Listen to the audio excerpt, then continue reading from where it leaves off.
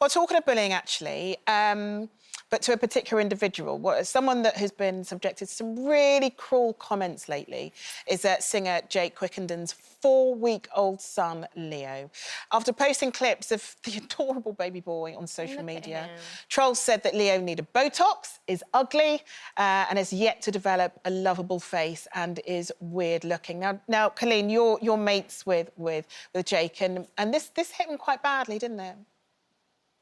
Yeah, it really, really did. And, you know, I know Jake really well now, and we are really close. And, you know, he puts his whole life there out online, and he's always very honest about things. And I've said to him in the past, how do you deal with, because obviously he gets trolled as well. And he said, oh, it doesn't bother me. It makes me laugh a lot of the times, or I just ignore it. So it broke my heart that then, with this new baby boy that he's so obsessed with, that people could be so cruel. And it really hurt him. And you saw that protective lion coming out of him, and like, say what you want about me, but do not say anything about this gorgeous baby boy. And it's been really hard for him. And I think it's absolutely disgusting. And whoever has said anything like that needs to take a good hard look at themselves and be very, very ashamed. And what kind of environment are we living in where people feel it's acceptable to say such things about a child? They're just morons. There's no, I mean, there's nothing else you can say about anyone who looks at a baby and puts a comment like that up is a moron. Yeah. End of. Yeah.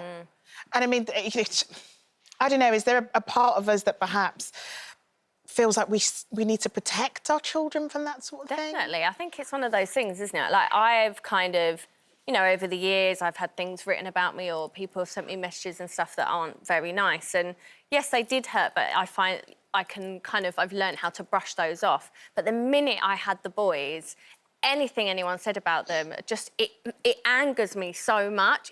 It's like you go from 0 to 100, and I'm not that kind of person. I'm not like that about anything else.